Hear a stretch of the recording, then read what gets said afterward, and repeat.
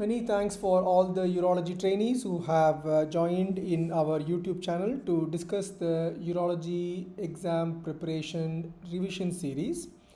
Today we are going to discuss various rare scenarios which could be asked in any urology exit exam. Many thanks for the trainee who has given the consent to record this session so that it will be a good resource for revision on a later date. Okay, you have a 71-year-old gentleman. He presented to A&E with history of weakness and temperature. He was treated for sepsis. His sepsis was found to be due to pyonephrosis on the right kidney. He was treated well. He had nephrostomy, and then later nephrostomy was removed since he improved completely. Follow-up investigation showed that his right kidney is now quite atrophic, and his left kidney was never seen. He's like by birth solitary right kidney, which is also now atrophic due to the septic episode. What do you think his future renal functions will be? What is your advice for him? So for this patient, I want to check his baseline kidney function at the current time by checking his serum creatinine and EGFR. And also I want to arrange for renal isotope scan, which is a DMSA scan, to assess the residual function on the right kidney. Okay. This will give us an idea about his how his kidney function will evolve in the future. Also, some other clinical parameters like blood pressure, the presence of proteinuria, all this will help to predict the progression of his renal disease. Okay. His baseline EGFR before this septic episode was 58. Otherwise, he's doing well. He's on single drug, well controlled hypertension. After this episode, he had DMSA, as you said, which showed absence of the left kidney, as we know, and the right kidney is also having function like 8%. And so, in essence, he is heading towards end stage renal failure. You said it's nice to have this baseline renal function before taking anything forward. What do you mean by baseline renal function? Which parameters you will look for? So I'm looking for the serum creatinine, and through which we're calculating the glomerular filtration rate indirectly. And this, according to this, we can classify the patient with chronic kidney disease into different stages. Okay, what do you mean by the glomerular filtration rate? So is the rate of filtration of a certain substance through the kidney over a specific time. Ideally, we should use an inert substance for that, which is neither secreted nor absorbed by the tubule, and should be completely filtered by the glomerular filtration rate. The best substance to do that, however, is inulin, but it is very difficult, technically difficult and expensive to use the inulin. Therefore, we are using creatinine in our day-to-day measurement, although creatinine is not the typical substance because it is excreted in the tubule. About 10% of the creatinine is excreted in the tubule, so it's suboptimal, but we use it and to estimate the glomerular filtration rate indirectly. Okay, so if we use creatinine, will it falsely give the EGFR on the higher value or lower value? There are some caveat in the use of creatinine because the level of creatinine excretion in every person is different according to the age, to the sex, to the race, and to the muscle mass. So most of the equation which calculate the GFR through creatinine, they add some correction factor, especially if the patient is female or he is from Afro-Caribbean origin. So when the patient has a muscular body mass like bodybuilder, the EGFR, the creatinine tend to underestimate tend to overestimate the EGFR, while a thin lady, very few muscle mass, the creatinine tend to underestimate the EGFR. Okay. What is the formula you are trying to explain? We have many formulas to calculate the GFR, include the Crockett-Gault formula, which based on calculation from normal population. And then we had the MDRD formula, which is based on calculation from patient with chronic renal disease, and it includes correction for female and Afro-Caribbean race. And the most accurate is the CKD epidemiology formula, which is used by most of the hospital currently, which contain a correction factor as well for female and Afro-Caribbean race.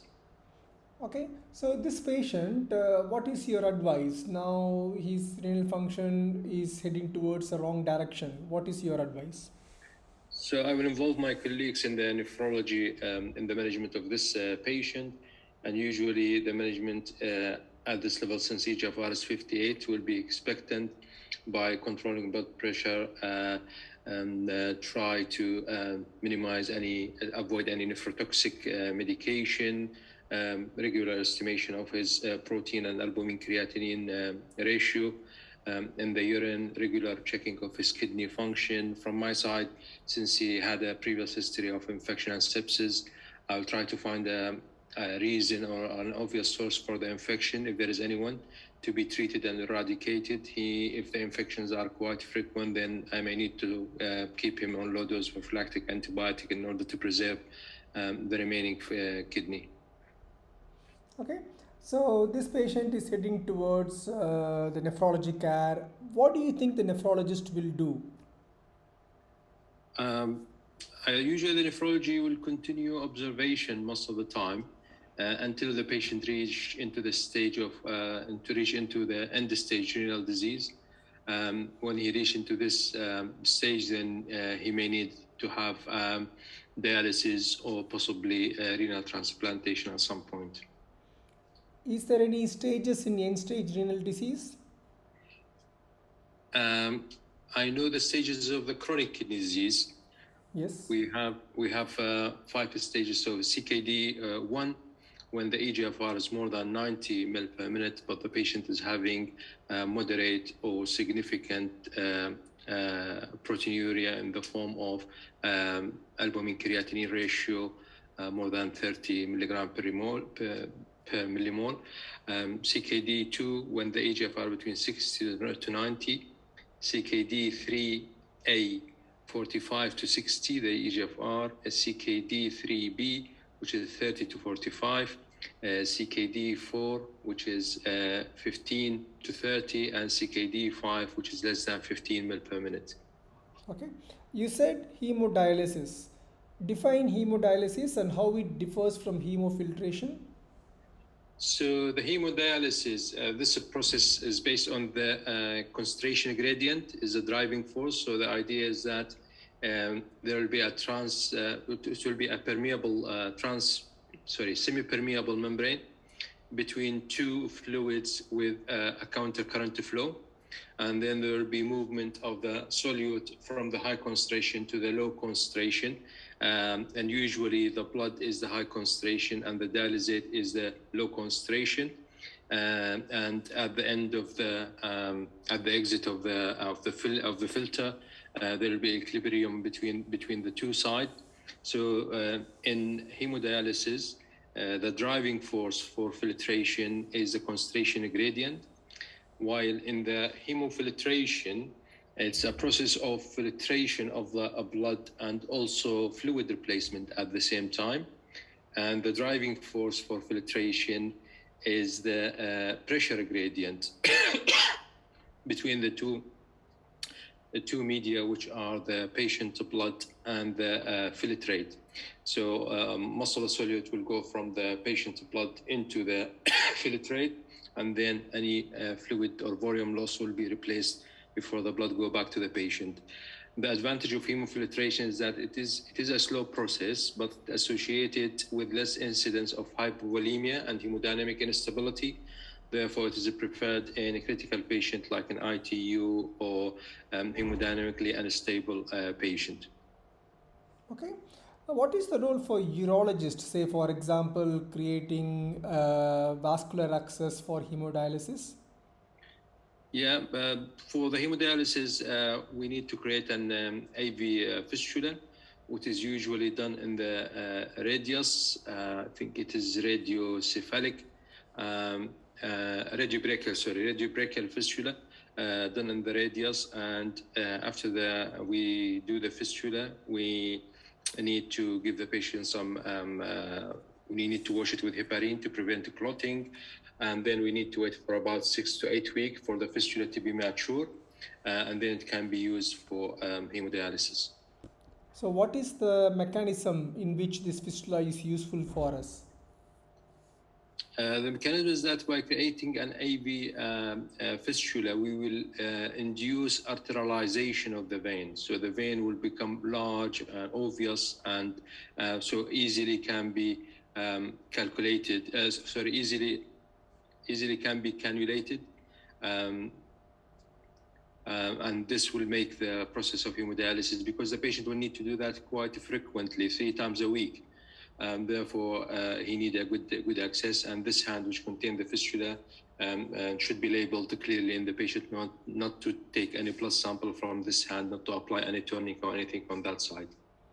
Yeah, so this arterialization of the veins results in building up of multiple muscular layer in the veins wall, so that the vein will withstand multiple punctures, because the vein is the only way you can get the blood, and also you can transfuse the blood which has got filtered back into the patient.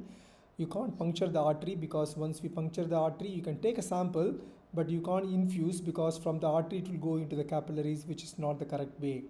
So by arterialization happens because the artery is directly connected to the vein, because of the high pressure in the artery, which is forcing the vein also to get hypertrophy of the venular walls. Okay, good. Is there any other dialysis where urologist has a role? Any types of dialysis you are aware of?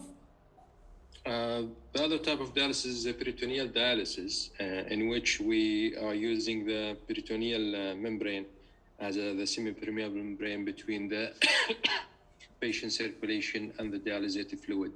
So usually we need to insert a tube, a Tinkoff catheter, into the peritoneal cavity, and then the dialysated fluid will be poured into the peritoneal cavity, left there for a while, and it should be heparinized, and then after that the fluid will be drained. So what is the mechanism, how it works? I think it works by a similar mechanism to hemodialysis, which is concentration gradient between the patient circulation and the dialysated fluid, and the peritoneal membrane will be the semi-permeable membrane in between them. So what is the procedure by which this catheter is placed in the peritoneal cavity? So Tinkoff catheter can be placed under can be placed under general anesthesia, either by open or laparoscopic method. Usually it's inserted below the umbilicus, and it is kept subcutaneously to the side, so it will be exiting from the side of the patient. Okay.